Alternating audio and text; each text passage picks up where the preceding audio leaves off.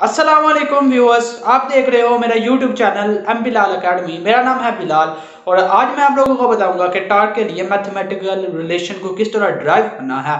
तो आपको ये वीडियो लास्ट तक देखनी होगी और अगर अभी तक आपने मेरा चैनल सब्सक्राइब नहीं किया तो जल्दी से इसको सब्सक्राइब कर दीजिए ताकि मेरी नई आने वाली वीडियो का नोटिफिकेशन आपको मिल सके।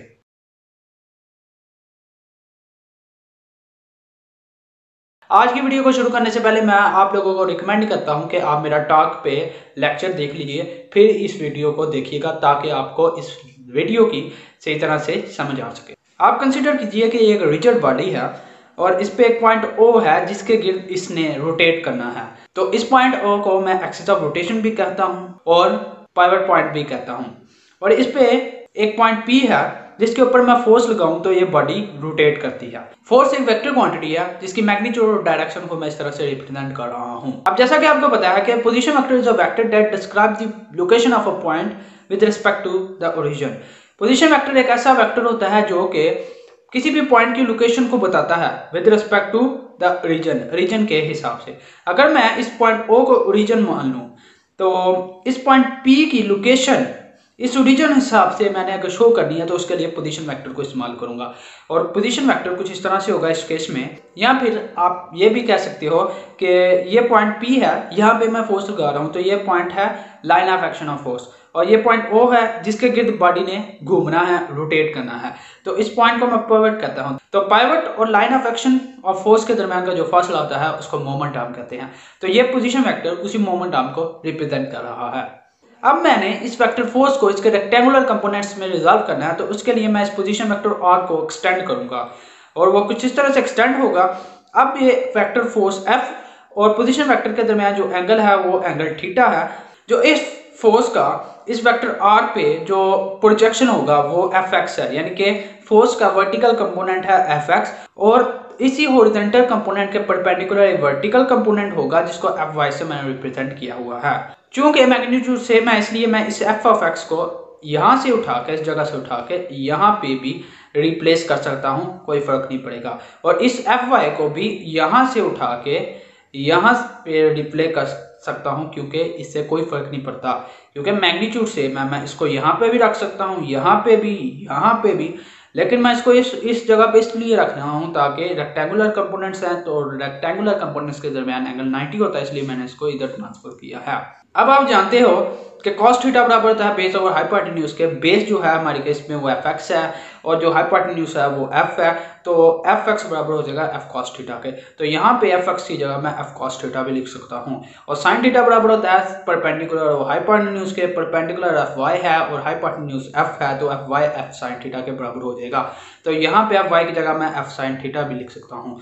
तो मैंने फोर्स को F sin थीटा और F cos थीटा में रिजॉल्व किया। F sin theta perpendicular to vector R है। अब देख सकते हैं कि Fy और पोजीशन वेक्टर के दरमियान जो एंगल है वो 90 का है, और जो F cos थीटा है वो along the direction of R है। R की डायरेक्शन ये है और Fx की डायरेक्शन भी ये है, तो ये दोनों एक दूसरे के पैरेलल हैं। क्योंकि मैग्नीट्यूड सेम है तो इसी Fx को मैं उठा के यहाँ भी ट्रांसफर कर सकता हूँ। और अगर मैं इस F cos थीटा यानी कि Fx के कंपोनेंट को एक्सटेंड करूं तो आप देख सकते हैं कि ये फोर्स का जो कंपोनेंट है F cos थीटा वो पास कर रहा है पाइवट पॉइंट से। तो अगर तो line of action of force pivot point से पास करे तो जो टॉर्क होता है उस केस में 0 होता है। तो torque due to F cos theta वो 0 होगा। बाकी दूसरा कंपोनेंट बचता है F sin थीटा, तो जो भी टॉर्क होगा वो F sin थीटा की वजह से ही प्रोड्यूस होगा। तो जैसा कि आपको पता है कि magnitude of the torque is the product of moment arm and the force. तो इस केस में जो मोमेंट आर्म है वो है पोजीशन वेक्टर R की मैग्नीट्यूड और F sin थीटा फोर्स का जो कंपोनेंट है। तो टॉर्क बराबर हो जाएगा F sin theta multiply by R, और इसको मैं RF sin थीटा भी कह सकता हूँ। इस केस में मैंने फोर्स को इसके रेक्टेंगुलर कंपोनेंट्स में रिजॉल्व किया है, लेकिन अगर मैं वेक्टर R को इसके कंपोनेंट में रिजॉल्व करूँ तो फिर क्या होगा, फिर क्या रिलेशन आता है वो देखते हैं। तो अगर मैंने इस वेक्टर R को इसके रेक्टेंगुलर कंपोनेंट्स में रिजॉल्व करना है तो मुझे ये फोर्स F का जो वेक्टर है इसको यहाँ से उठा के यहाँ पे ट्रांसफर करना पड़ेगा। मैग्नीट्यूड सेम है इसलिए मैं इसको यहाँ पे ट्रांसफर कर सकता हूँ, कोई भी फर्क नहीं पड़ेगा। अब इस वेक्टर R का इस वेक्टर F पे कोई साया पड़ेगा, उसको मैं Rx कहता हूँ क्योंकि उसका वो हॉरिजॉन्टल कंपोनेंट होगा और इसी हॉरिजॉन्टल कंपोनेंट के परपेंडिकुलर एक वर्टिकल कंपोनेंट होगा जिसको मैं आर वाई कह देता हूँ। तो ट्रिग्नोमेट्री के मुताबिक आपको पता है कि कॉस थीटा बराबर होता है बेस ओवर हाइपोटेन्यूज के, बेस बराबर है आर एक्स के, हाइपोटेन्यूज आर के बराबर है, तो R X R cos theta के बराबर है। तो इसी आर एक्स की जगह मैं आर कॉस थीटा भी लिख सकता हूँ। और sine theta perpendicular over hypotenuse के बराबर है, परपेंडिकुलर आर वाई है और हाइपोटेन्यूज आर है, तो आर वाई को आर साइन थीटा लिख सकता हूं। तो यहाँ पे आर वाई की जगह आर साइन थीटा भी लिखा जा सकता है। तो आप देख सकते हो कि जो आर एक्स का कंपोनेंट है वो पास कर रहा है पाइवट पॉइंट से, तो इसीलिए जो torque due to R cos theta होगा वो 0 होगा और टॉर्क सिर्फ होगा आर साइन थीटा की वजह से।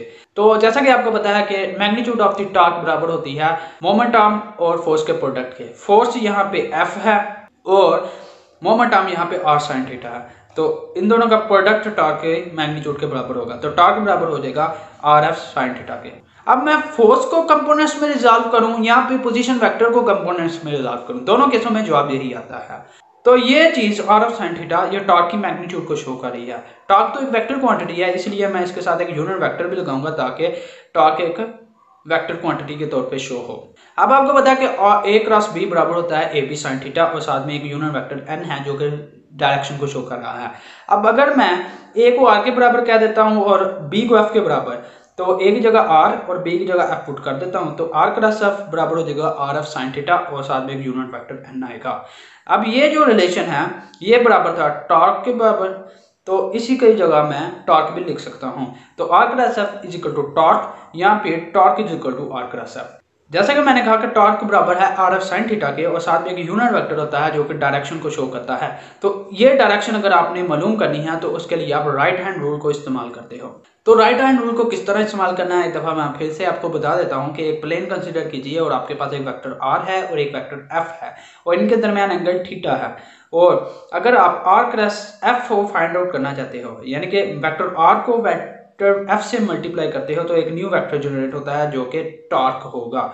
तो टॉर्क की डायरेक्शन को फाइंड आउट करने के लिए आपको अपने राइट हैंड की उंगलियों को आर से एफ की तरफ कर्ल करना पड़ेगा। कुछ इस तरह से आप अपनी उंगलियों को आर से एफ की तरफ लाओगे और जो इरेक्टेड थंब होगा वो आपको डायरेक्शन बताएगा न्यू वेक्टर की, यानी कि टॉर्क की डायरेक्शन बता देगा। तो इस केस में जो आपका थंब होगा वो अपवर्ड की तरफ होगा, तो जो कि टॉर्क की डायरेक्शन को शो करेगा। अब टॉर्क के यूनिट्स की बात कर लेते हैं। जैसा कि आपको पता है कि टॉर्क बराबर होता है आर क्रॉस एफ के।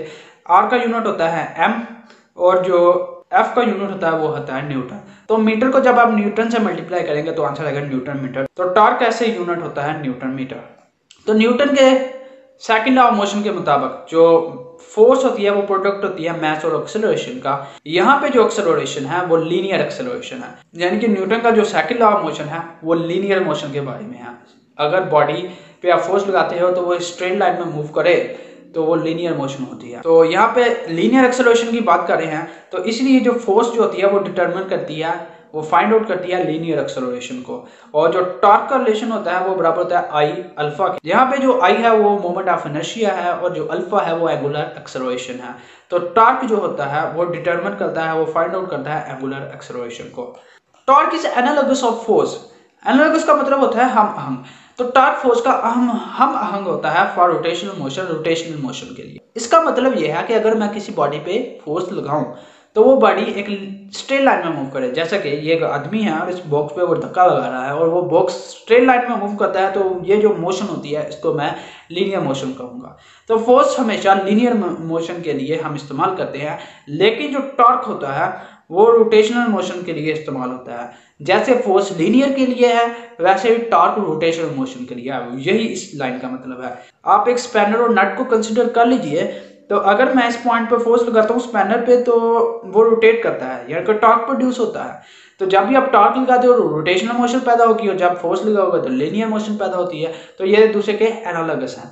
ये एक आदमी है वो रेस्ट पे है, एक जगह पे साकन है, खड़ा है, कहीं भी मूव नहीं कर रहा, कोई भी रोटेट नहीं कर रहा, ना घूम रहा है गोल गोल। तो इसकी एंगुलर वेलोसिटी क्या होगी, इसकी एंगुलर स्पीड क्या होगी, जीरो होगी ना। तो एंगुलर वेलोसिटी जीरो।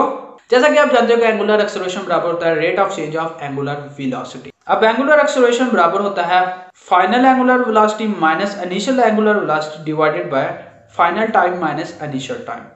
तो अगर तो एंगुलर वेलोसिटी जीरो है तो ऊपर वाली टर्म जीरो हो जाएगी, तो एंगुलर एक्सेलरेशन 0 हो जाएगा। अब एक और केस कंसिडर कीजिए, ये एक स्पैनर और नट है, आप इस स्पैनर पे फोर्स लगाते हैं और वो रोटेट करता है, तो वो रोटेट करते हुए उसकी रोटेशन की जो स्पीड होती है, यानी कि जो एंगुलर वेलोसिटी है, वो यूनिफॉर्म और कांस्टेंट रहती है, यानी कि वो चेंज नहीं होती, और उसका चेंज इन एंगुलर वेलोसिटी 0 है, यानी कि एंगुलर वेलोसिटी सेम रहती है। अगर इनिशियली जो एंगुलर वेलोसिटी है वो 5 रेडियन पर सेकंड है, और जब वो रोटेट करके यहाँ पे आया तो यहाँ तक आने में भी उसकी जो स्पीड रहती है, जो एंगुलर वेलोसिटी रहती है, वो 5 रेडियन पर सेकंड ही रहती है, तो उसको मैं यूनिफॉर्म या कांस्टेंट एंगुलर वेलोसिटी कहूँगा। तो इसी फार्मूले में आप वैल्यू पुट कर दीजिए, तो 5 - 5 हो जाएगा, ये दोनों आपस में कैंसिल, तो एंगुलर एक्सेलरेशन इस केस में भी 0 होगा। तो टॉर्क आपको पता है कि आई क्रॉस अल्फा के बराबर है, अल्फा यहाँ पे 0 है, तो आई मल्टीप्लाई बाय 0 0 आ जाएगा, टॉर्क की वैल्यू 0 आएगी। तो मैं ये कह सकता हूँ कि अगर एक बॉडी रेस्ट पे है, साकन है, मूव नहीं कर रही, रोटेट नहीं कर रही, या एक बॉडी है वो रोटेट तो कर रही है लेकिन यूनिफॉर्म वेलोसिटी के साथ, इसका मतलब ये है कि एंगुलर वेलोसिटी में कोई भी चेंज नहीं आ रहा। अगर 5 है तो टाइम गुजरने के साथ साथ उसकी वैल्यू भी 5 ही रह रही है, तो ऐसी बॉडी का जो एंगुलर एक्सेलरेशन होता है वो 0 होता है। अगर एंगुलर एक्सेलरेशन 0 है तो फिर टॉर्क भी 0 होगा। उम्मीद करता हूं कि मेरे आज के इस लेक्चर से आपको टॉर्क का रिलेशन ड्राइव करना आ गया होगा और आपको पता चल गया होगा कि टॉर्क की इंपॉर्टेंट पॉइंट्स कौन कौन से हैं। तो अगर आपको मेरी ये वीडियो आई है पसंद, तो इसको कर दीजिए लाइक और अपने दोस्तों से कीजिए शेयर, और अगर अभी तक आपने मेरा ये चैनल सब्सक्राइब नहीं किया तो इसको जल्दी से कर लीजिए सब्सक्राइब, ताकि मेरी नई आने वाली वीडियो का नोटिफिकेशन आपको मिल सके। अल्लाह हाफिज़।